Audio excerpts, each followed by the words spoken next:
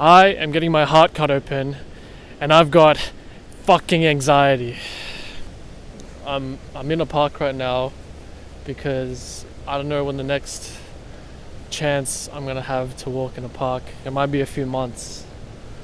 And it's been raining, so I haven't had a good time to come, but I may as well come when it's raining at nighttime because it's kind of peaceful. Anyway, the story starts like this, so it's quite funny, really. The doctors discovered my heart issue when I was doing a clinical study. So a clinical study is basically when you either volunteer or get paid to take some experimental drugs and basically get data for the pharmaceutical company, usually involving a stay overnight for a week or 2 weeks in a research hospital. And so that's what I was doing because I thought, hey, why not make some cash on the side and then also help out a study for, in this case, it was for a statin and some antimicrobial drug. Anyway, it was pretty safe, so I decided why not, right?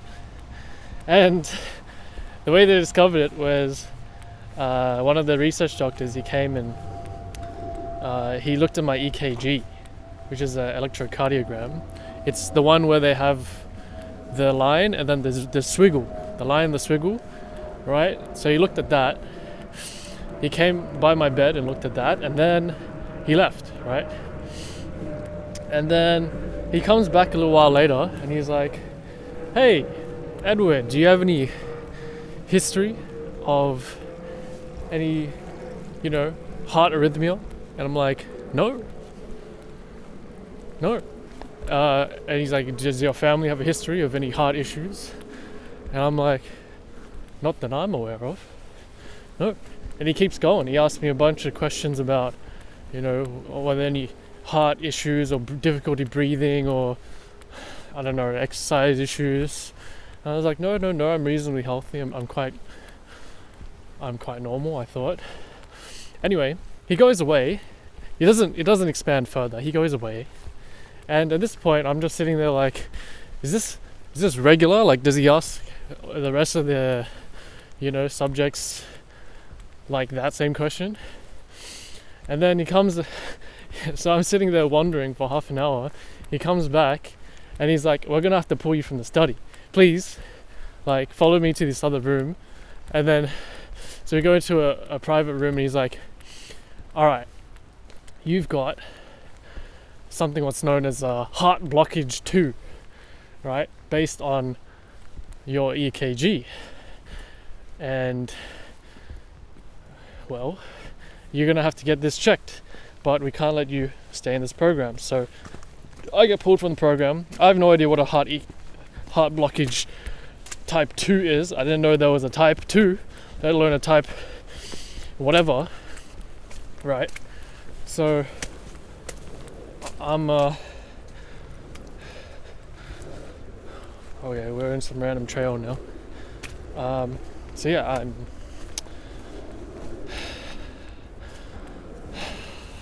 alright, let's not go on this random trail because I've never been on this trail and I'd rather not get lost. Okay, so I don't know what this heart blockage type 2 is, but anyway, I got pulled from the study. I still got paid, not bad. And that was in start of 2020. Right. So that's when I figured out something was wrong, but I didn't know what yet. So a couple months later, I go to a recommended cardiologist that he recommends in the dismissal letter, and she does an ultrasound, and then she goes and tells me, okay, so you actually have what's known as a hole in your fucking heart. Yeah, there's a fucking gap, right, where how the heart has 4 chambers, right? So actually the two main ones is the left and the right, and there's a little wall membrane that separates them. Yeah, but in yours you have a hole, right? And then she's like, I don't know how big it is, but it's like based off the image of your heart, you know, it looks to be pretty big. And then I'm like, what the fuck, right? So I'm questioning, like, so like, does it mean I'm like not supposed to be alive, you know? But anyway, she goes on to explain like what that means, right? So it basically means that there's some deoxygenated blood like flowing in between the chambers. Like most people, right, they breathe in and they get oxygen in their lungs, and then it goes and gets sent from the heart, which pumps it to the rest of the body, right? But for me, I have some deoxygenated blood, which she estimated to be like, I don't know, like 30%. So like every time I breathe, like 30% of the oxygenated blood is deoxygenated. So it's like not efficient, right? There's like, it could be better, right? So instead of 30%, it should be 0%. So that's an interesting path. Anyway, yeah, so deoxygenated is, what is it? Yeah. So anyway, so then she was like, okay, you gotta get this treated, because it basically will take off 10 years of your life if you don't get it treated. Or if you go out scuba diving or like skydiving, or like somewhere where the pressure changes really quickly, you could just die, right? So I'm like, well, I'd rather not die. So yeah, I'll get this treated, right? So, alright, let me walk up here.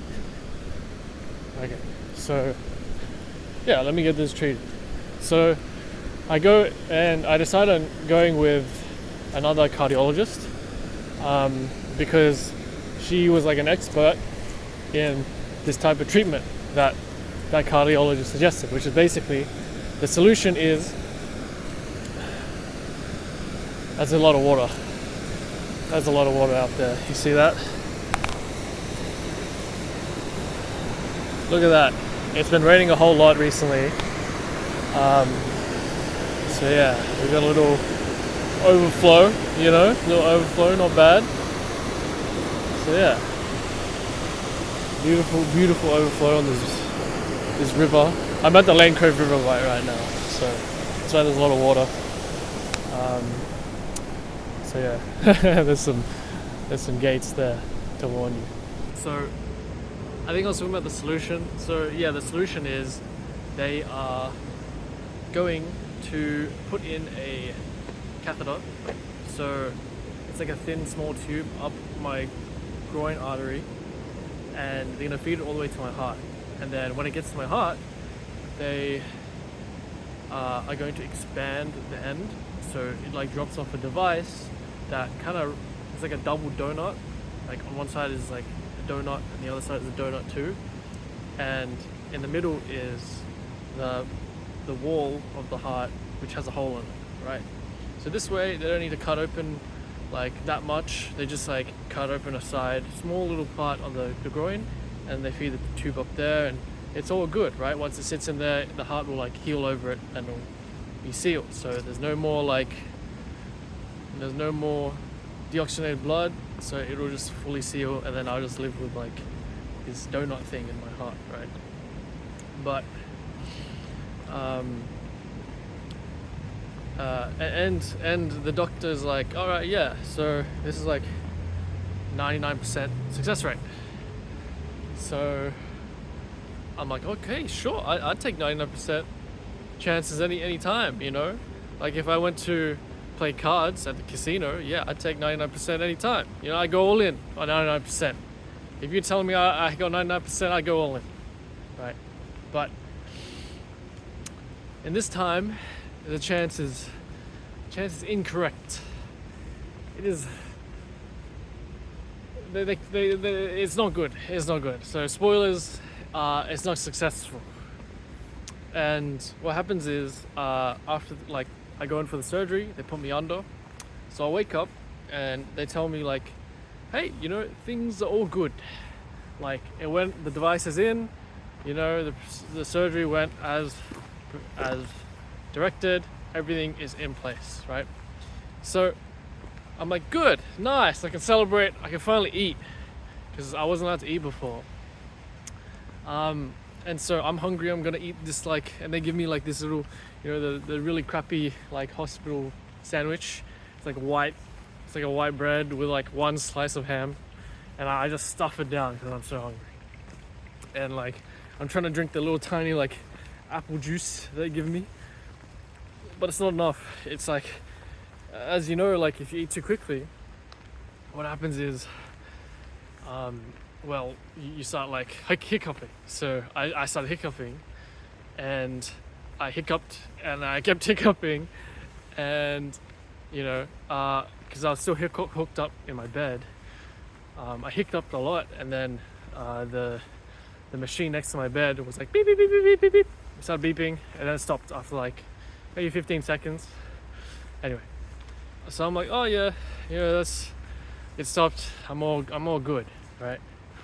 So a nurse comes in, checks on the beeping. He's like, yeah, you okay? I'm like, yeah, I'm fine. Like, I was just hiccuping a lot because I was eating too quickly. And she's like, oh yeah, everything looks okay. Everything looks good, right? Oh, you look fine. All right. She leaves. And then, like 10 minutes later, you know, the cardiologist comes, the surgeon comes, and then, as you know, when they come back, it's never a good sign. Never a good sign when doctors come back. And so they come back and they start asking more questions like, hey, what happened? You know, and they start, okay, we're gonna have to check the EKG. Bro, you don't want them to check the EKG. So they check the EKG, and they're like, oh shit, we're gonna have to do an ultrasound on, which is like the same thing they use for pregnant women to look at the baby. We're gonna have to look at your heart. So we're just checking, you know, no biggie, you know, happens all the time. We check after. So they check, right? I'm sitting there in the bed, and then I just see them start talking amongst themselves. They're like, oh, what's going on? You know, like, oh shit. And then they start looking more anxious, like I'm looking right now. They're like, oh my god. Well, they didn't say oh my god, but they didn't say anything. They were just like looking at the data. I was like, oh shit, not this shit again. So then the surgeon tells me, we're gonna have to go back to the operating room, you know, because we think that there might be some issues. So, but this time, like, we think that it might be dislodged, but we don't know for sure. So we're gonna go to the surgery room and do a check again. And if it is, we have to take it out. I'm like, what the hell? How do you take it out? And then she's like, oh, what? We're gonna have to try fish it out, like a fishing hook, like a fishing line. They're gonna go up through the same hole in my groin, so they don't have to cut me open. They're like, we're gonna try fish it out first, and if that doesn't work, then we're gonna have to cut you right open. So I'm like, oh fuck, right? So I'm just sitting there, just taking it all in, and then on the trail now. Bit interesting. Little tree over here. Running out of storage, but here we are. We're at a sign. It says the Great North Walk, Blue Hole on the left, and Visitor Centre on the right, which is where we came from. And it says the road is temporarily closed to pedestrian and cyclist access. And look at this map. We're just going to walk a bit further, and hopefully I can wrap up the story. So I'm like, oh shit, you have to fish it out. And so I go back on the operating table, and I see everyone like hustling to get everything ready because they don't expect me. and I have my surgeon there, and then the master fisher who's there, and then I also have me on the table and the projection of my heart in black and white on the wall, so I can see what they're trying to do, and they're telling me, okay, you're gonna have to be awake for this, and so we can tell you what to do. And I'm like, oh, what do I have to do? And like, oh, you just have to breathe and like hold your breath, right? So I have to hold my breath for a little while. Let's walk this way. Yeah, I have to hold my breath, and they'll tell me like, okay, now stop breathing. All right, so I stop breathing. They won't tell me when to start again. So I'm just there holding my breath. I think I'm turning like blue or pink or whatever, and like they're not saying anything, right? They're just focused on doing their thing. And then they're like, okay, you can breathe. I'm like, oh, I can breathe. So I take my deep breaths, and then they're like, okay, stop breathing. I'm like, what? It's not barely any time to breathe. Listening to what their instructions are, and then trying to breathe in between. And they do this for like several times, many times. I lose count. So at this point, I just accept that I'm just gonna be this breathing boy for the next forever. Like, I'm just gonna accept this. And eventually, I feel like this tugging on my groin, and I look down and I see that the master fisher has pulled out this wire mesh ball, like the size of a ping pong ball, and I see it, and it's got like blood and guts on it. He puts it aside, and then like, yes, okay, we've got it. We're gonna close it up now, but you're gonna have to do your surgery some other time, because you're gonna have to decide how to fix it. So I'm just grateful that all these other med students in the room, right, that they can stop looking at my junk, because they're just watching this master fisher like take it out, and then they're just like looking at me, and I've got like this sheet of paper over my private parts. So yeah, just glad to get out of their eyes. There's like 16 people, mind you, in this operating room. There's 16 people. They're just standing, and like all these med students, I can see they're just standing behind him like watching. Yeah, so anyway, afterwards my surgeon's like, hey, like, you did pretty well, like, you were, quite calm. And I guess to her, like, the rest of the staff were like all kind of worried about it. Some water. It's like really wet down here, super wet. Anyway, yeah, like, everyone else is worried, but I just kind of accepted it, like, whatever happens. There's no point in me stressing about it, because it's just going to impact, how the experts do their work. I'm just going to let them do their work. I really don't have any choice. Like, it's not like I can say no, like, you can't operate, because luckily they found that the thing was dislodged in my aorta, which is like the biggest artery, and it was quite close to the heart, so they were able to fish it out, and they didn't have to fix it by other means. So I'm quite lucky. And when I think about how my life has been, I've been quite lucky as well to have so many good friends and such good family around me, and such a great life where I can like spend time walking around in parks at night.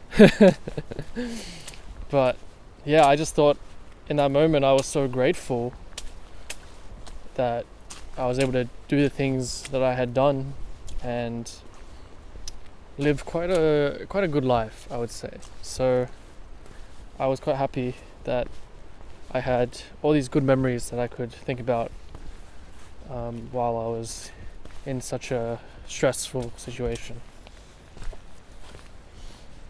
Okay, it's the road closed. We're gonna walk back now because they're wrapping things up. So what's next is after much waiting, I'm gonna finally have my surgery. I don't know when you'll see this. I may have already had my surgery, or I may be about to, but I'm having my surgery. They're gonna cut me open this time, and they're just gonna cut open the heart, and they're gonna sew it together.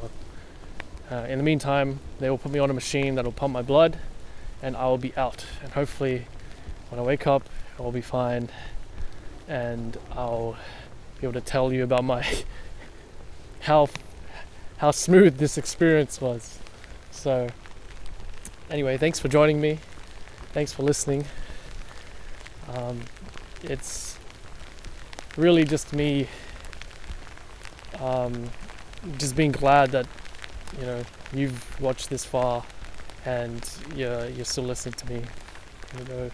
We've gone through a long walk and a very interesting storage situation.